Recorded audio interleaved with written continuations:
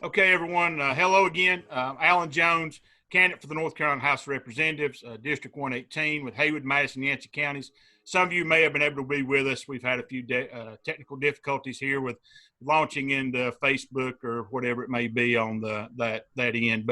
But again, I wanted just to kind of go back and just recap briefly what we were discussing.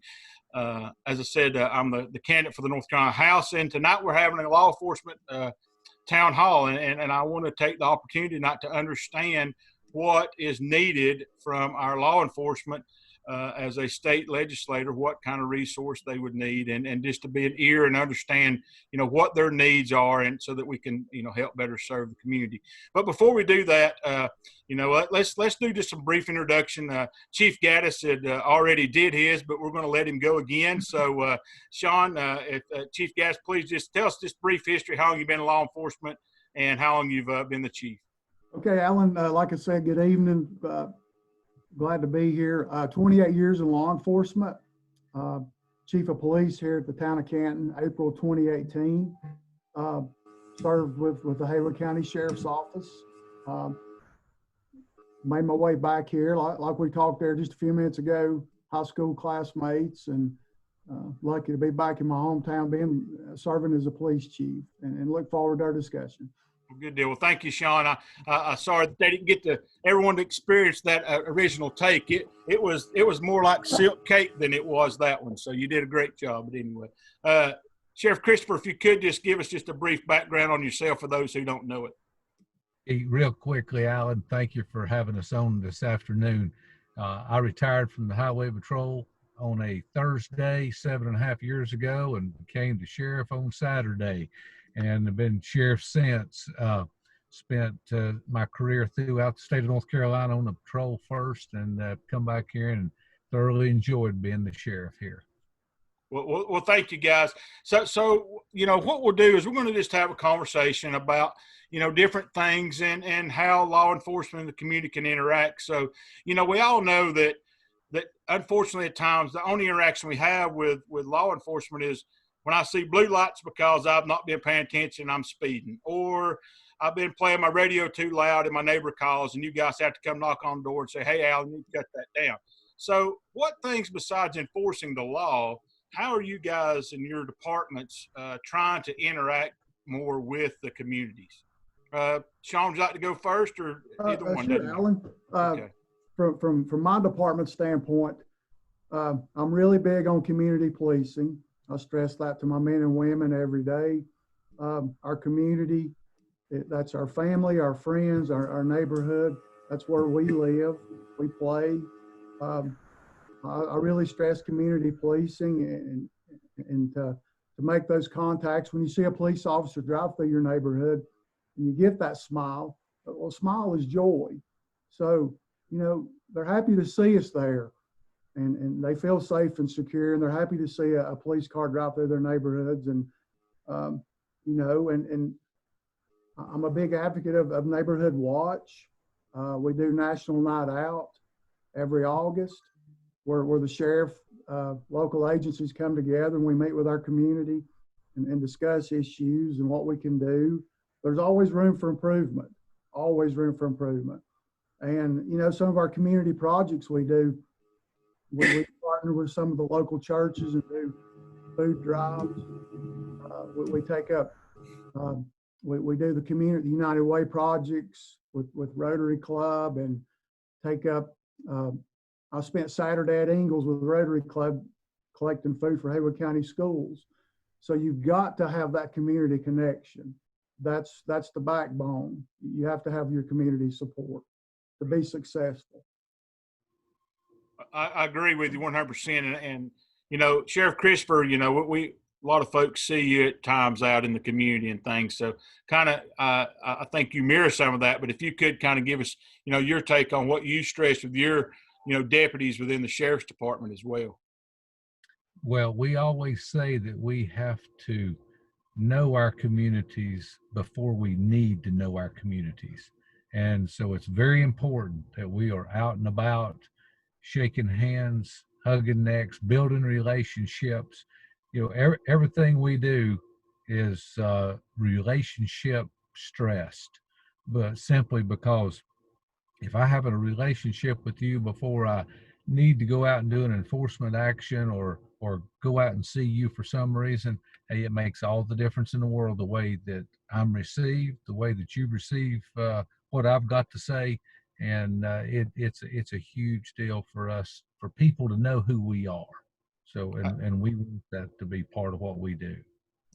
Right. So whenever we hear all these conversations in the state, and as far as for a representative and trying to understand what you guys would need as for a department, and then also like for both of you, either for the city police, Shawn, or even for you, Greg, with the county, what type of in your experiences do you feel things that would need to be on the kind of the watch to be things that you guys might need for your departments and per se from a state legislator?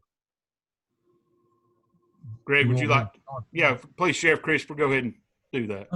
Okay, well, Alan, first of all, let me say I'm on the Sheriff's Legislative Committee, and so I am in Raleigh quite often, working with our legislature. Yeah, you'll see me down there a whole lot. I'm going by, knocking on doors, asking for support for law enforcement legislation many times throughout the year. It's very, very important that our legislature support these laws that law enforcement overall needs passed, not just the sheriff's offices, but wherever we go for the police departments and the highway patrol as well.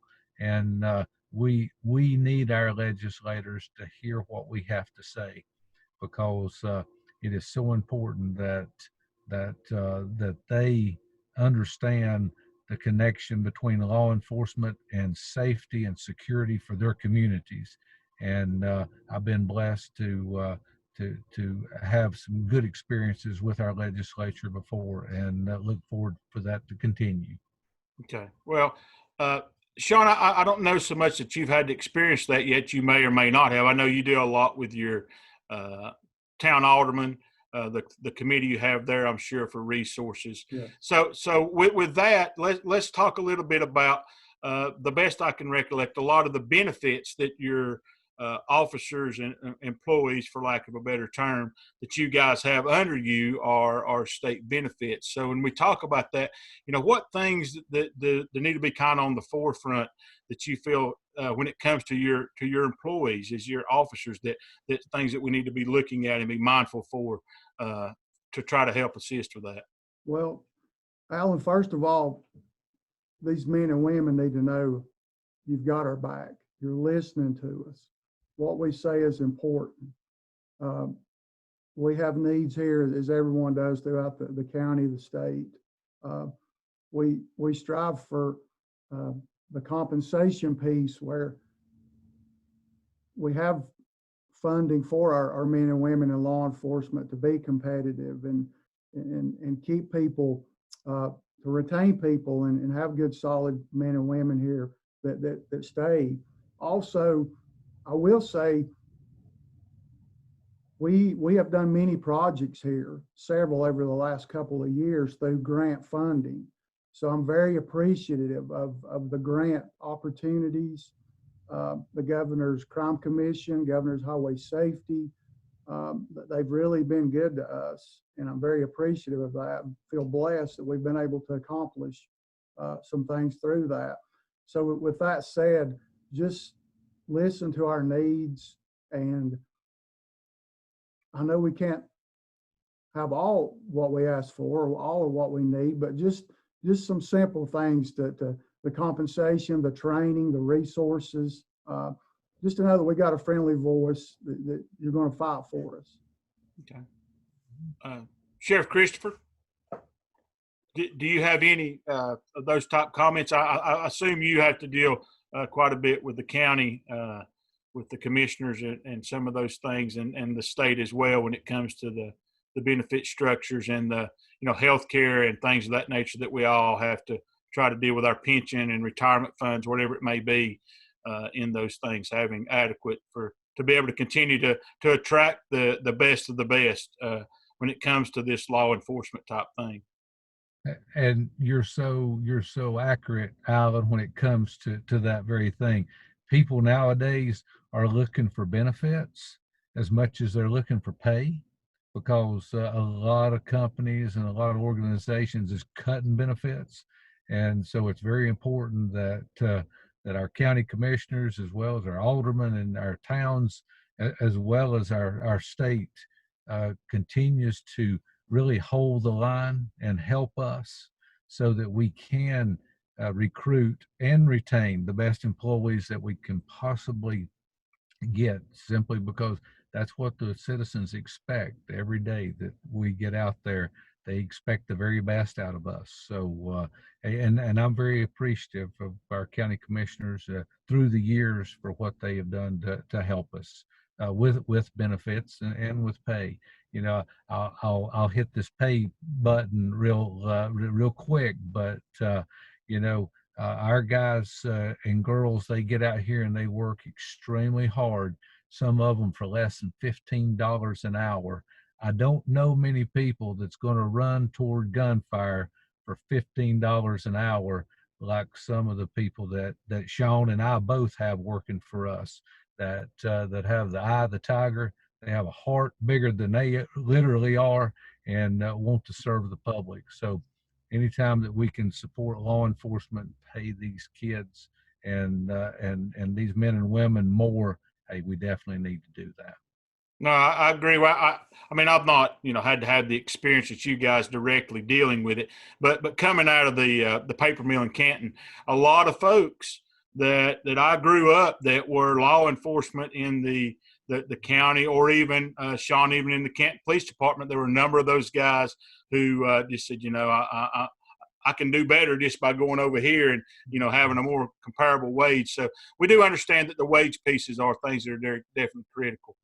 And the benefit structures out there that we need to look for to understand better for these folks, and try to have something, because there were many times when you dig into it, there definitely, I know in the city, I don't know so much, Sheriff, about on the county side, but in the city, they were definitely very turnover driven, a lot of turnover at times. Now it seems to kind of leveled out, and Shawn, I think, has a very compatible force there now that is being able to be staffed and done. So, but whenever we talk about, being in the community and trying to understand and react to what's going on around us, there's so many conversations today around mental health, opioid addiction, things of that nature that are just, very, very difficult conversations. And you guys being on the front lines with you and your workforce, being out there with your deputies and officers trying to interact.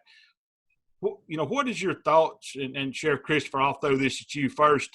Whenever you're interacting and you've got this mental health issues and they're being treated more as criminals because of the crime side. I mean, I understand that something's happened, but it's almost like we're disregarding the mental health side of this, of why did they do whatever it may have been, to try to understand those things. So any experiences that you may have or thoughts around how we can try to better, I guess, serve and try to help in those type situations? Alan, we need mental health hospitals, and we need them in Western North Carolina desperately. Uh, Unfortunately, Chief Gaddis and I see our guys and girls go out and have to take people every day to our local hospital on an involuntary commitment order. And we have absolutely no place to really house and to treat, but just a very few people here at our local hospital. And thank God for the BHU there at Haywood Regional, because if we didn't have it locally, then everybody would have to go down east. And it's a 4, 5, 6 hour drive, depending on the hospital that they're assigned to. So Western North Carolina really is missing out on having at least a mental health hospital of some kind. And just like what you said about the criminal element as well as the mental health piece. And sometimes I think that we end up arresting somebody that has really a mental health issue that we really need to divert once we get them stabilized to a mental health facility where they really can get the kind of help that they need. So that is something that we have got to really focus on. And Western North Carolina needs to be really beating the drum for a hospital.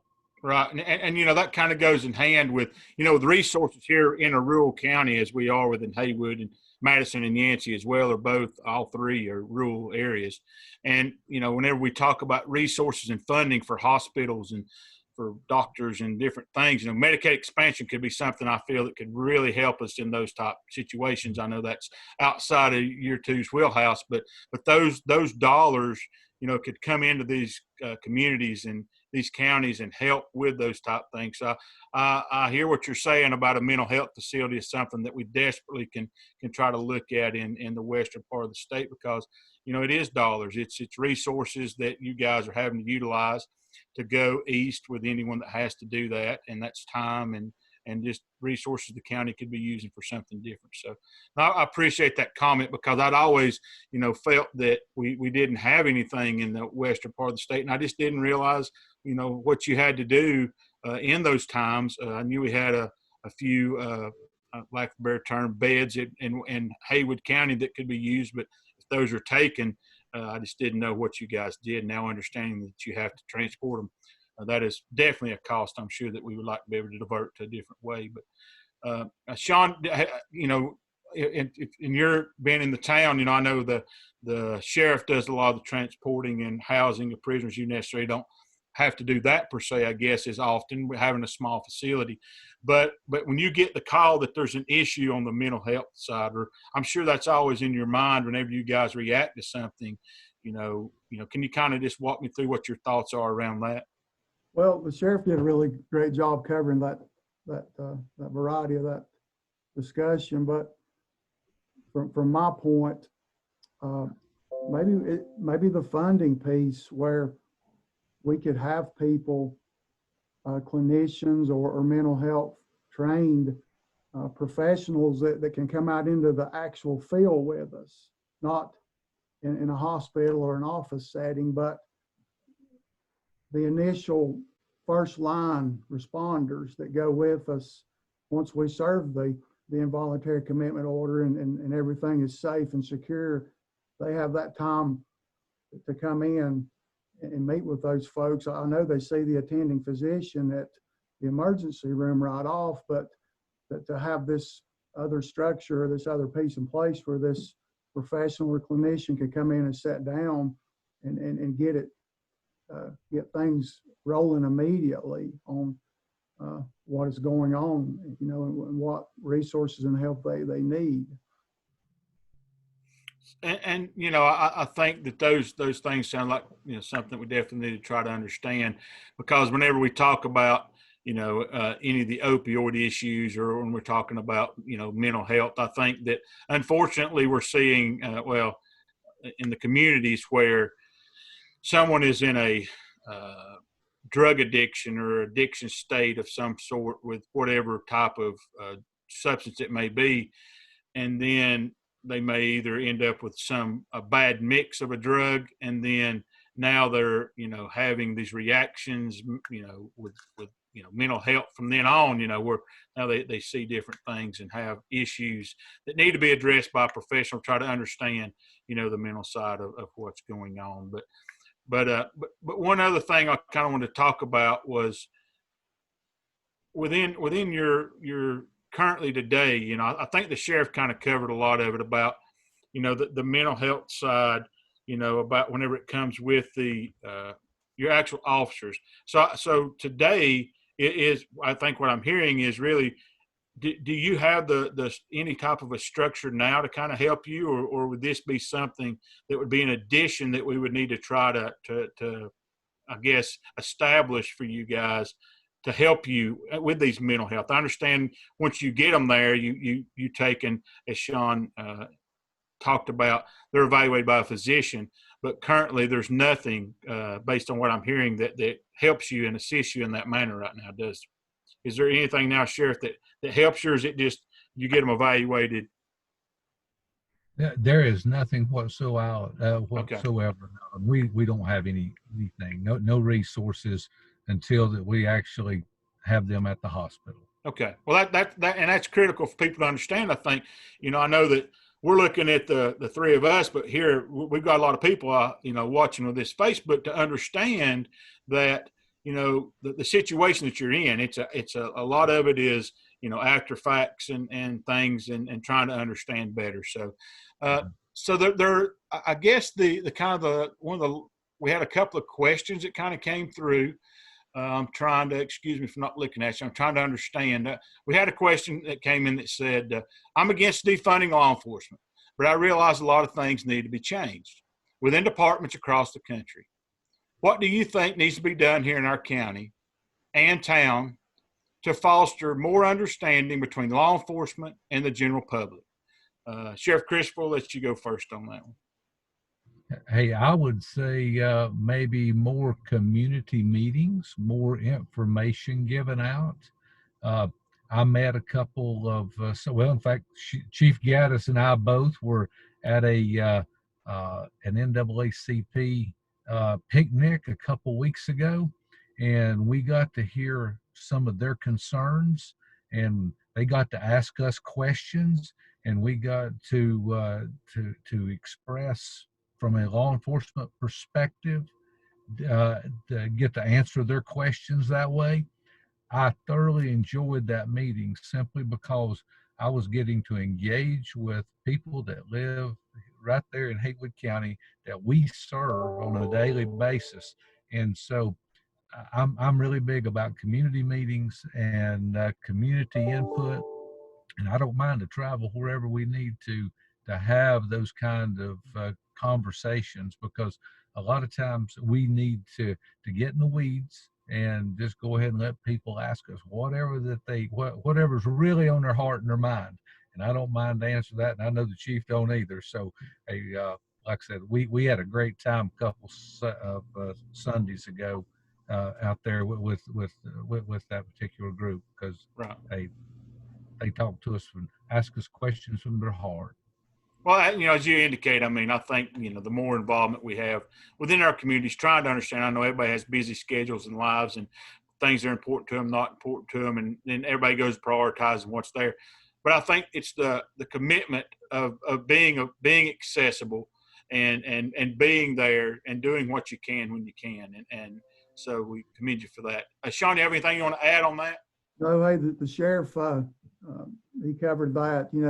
A successful relationship's got to have trust and communication and transparency. You have to have those community partnerships because, people are the police and the police are the people. We're one, and we rely on each other, and just to learn and listen. And like the sheriff said at the community picnic, it's an open door policy. Come talk to us, and if you have concerns or anything we can do, we're here to help. Right. I'm going to ask Michael if we have any other questions that have come in.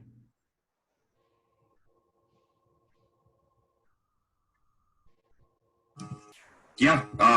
So we do have a couple more questions. Let me pull them up. So the next question says, knowing what we know about the prevalence of mental health issues and substance use disorder in our jail population, why are we looking to put millions of dollars towards more jail space in future versus resources to support people with mental health disorder or substance use disorder, when we could address those medical issues at less the cost of incarceration and to the greater benefit of the community? Well, I'm not the expert here. I will go to the sheriff in just a second on this, but I think if we were to expand Medicaid as a start to give people access and the understanding that they can seek treatment if they are having these type of issues, and make affordable healthcare, accessible healthcare to people is a start, so they can start getting treatments for these type things. But I would like to hear what the sheriff has to say where it pertains to the housing piece of more jail space versus this mental health piece. Sheriff Christopher. Hey, Alan, that is a great question for me, and I'll tell you, it goes back to that same thing that we just talked about a few minutes ago. If we will put more money into mental health and into rehabilitation, we would not have to build more jail space. But until that our mindset truly changes about addiction, and whether addiction is an illness or is it just a bad habit, until that we wrap our mind around the fact that yes, it was somebody's choice, but it becomes a mental health issue, and it has to be addressed, and it is a illness, and we have got to treat it as such. But we're not doing that, or we're not doing a very good job with it. And so because we're not, as a society, and especially here in North Carolina, where we closed all of our mental health hospitals years ago, and now we're paying for it because that's who is in our jail. I have the largest mental health hospital west of Asheville, and it's called the Haywood County Detention Center. You know, but every sheriff that you would ever talk to would tell you the same thing, at least here in North Carolina. So if we did focus on rehabilitation and mental health, I feel sure that that would help our jail population, and we would not be having to talk about more and more jail space. Thank you for that answer. Michael, is there any others? Detention centers so that inmates with opioid use disorder don't have to endure a senselessly painful withdrawal.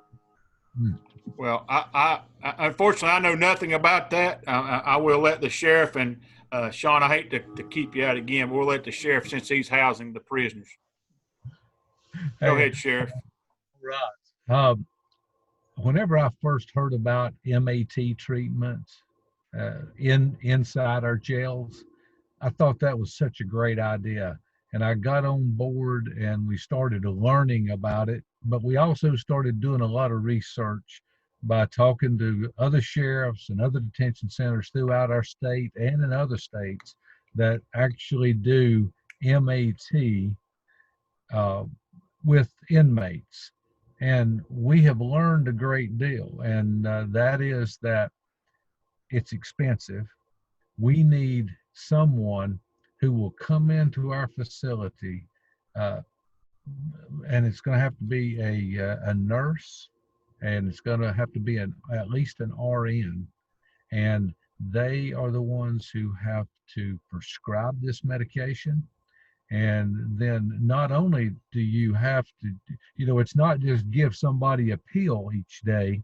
We're going to have to do counseling. There has to be an ongoing work with this inmate while they're there.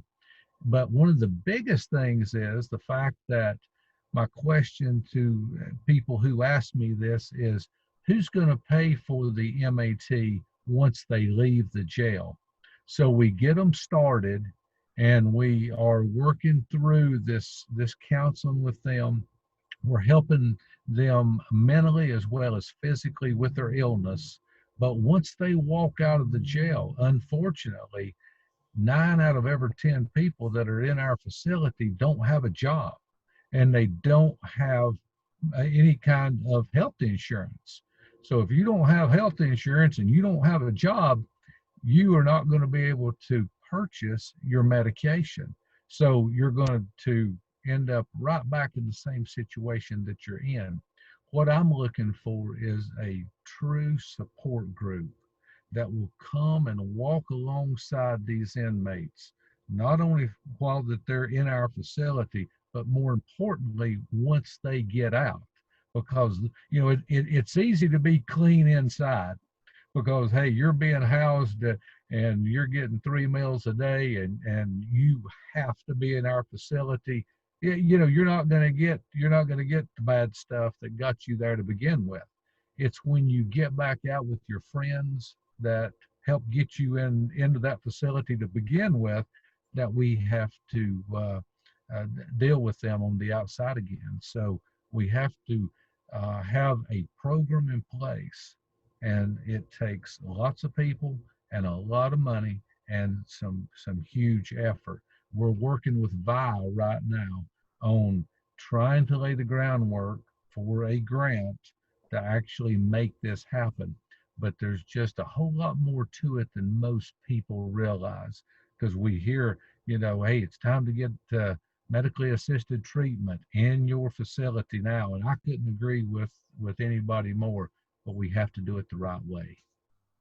And it sounds like a lot of that too is going to be even the aftercare that comes in, and and having funding that now puts folks in that, which looks to be, if you're not got a job and you're not having income, healthcare, Medicaid expansion is something that definitely could be there to help those folks through that process, to that unstable portion of their life, to get them back on a path to being, you know, I guess with good options and good citizens, and being able to achieve and conquer their addictions, and being able to be, you know, upstanding citizens. Because, you know, I truly feel this way, and Michael, my campaign manager, is probably going to go bananas when we're done with this, because this is not our topic. I truly feel that addiction is not, it's something that takes over people's lives. It's either, it could happen through some form of a accident on the job. I got prescribed an opioid. Now I'm dependent. I mean, things just spiral out of control. Or, you know, there's many ways in which folks can end up in an addiction situation. And I think that we need to try to understand in this country and in the state how we're going to address the opioid addiction. And just saying, in my opinion, just by saying, look, you chose to do it and that's the end of it, and, you know, good luck to you, is not going to work. And we're going to end up with a whole generation of folks that are disconnected from society because of that. So anyway, I do appreciate that answer, Sheriff. Well, you know, I want to take this time to thank both of you. It has definitely been a learning experience for me on these topics. I mean, just listening to what you guys, you know, are going through, I truly appreciate, you know, the conversation and the understanding and the willingness to have the discussion. I mean, I laugh, you know, none of us I was sitting here talking to you guys, and I completely forgot that we were on Facebook Live. And so now, you know, who knows who's watched this, because it's such an interesting conversation for me to talk to you guys and to truly, you know, the people out here are doing the work, who are trying to make everyone's lives better and safer in our communities, and striving for that. To as Shawn said, when you see the car drive by, you throw your hand up and you wave. And, you know, as Shawn knows, I have someone that's near and dear to me and my family that was a police officer, and he did it for a number of years. And some say he was good and some will say he's bad, but they'll all say that he was fair, you know, because, I mean, that's just who he was. And it would be great. And I feel that you guys are striving to have that same mentality, to where you can have the conversations, understand what's going on, and say, hey, look what's going on here, to try to head off things before they get out of control. And I'm talking about just in people's lives. Sometimes it can take somebody just walking by and going, you know, young man, you're on the wrong path. And somebody in a uniform that looks like you guys could do that, and it makes a big difference. So I feel that, you know, for those in the community who are, you know, having issues, you guys have, you know, stand up and try to do the right thing. And then for those who are just everyday, you know, Johnny-go-luckies, that everything's going pretty good for them, you're there to keep their day, you know, safe and orderly, and to be able to continue on. So I really do appreciate all you guys' efforts and what you do for our communities. You know, Shawn within the town of Canton, and Sheriff Christopher within Haywood County, and I really appreciate that. And I'll end, you know, with with, everybody, as Michael said, there's, to a certain degree, there's 3 elections. We got absentee voting, we'll have early voting, and then we'll have in-person. I just encourage you to do whichever you choose to do that you feel the safest. Get out and do that and vote. I mean, everyone says, well, my vote doesn't matter. Well, I disagree. From a guy who never thought he would be running for public office, I truly understand now how it is so empowering for the public to get out here, voice their concerns. That's why we live in the greatest nation there is, to be able to get out here, agree to disagree sometimes, still be civil, still be able to shake hands, go have a hamburger and go on and move on with life and have some, abilities to have the tough discussion. So, but I encourage everyone to get out and vote and do those things safely. And if you would like to help our campaign, go to alanjonesnc.com. And Sheriff Christopher and Chief Gaddis, I thank you guys again. Appreciate you coming on. Thank you, Alan. Thank you guys. You have a safe evening.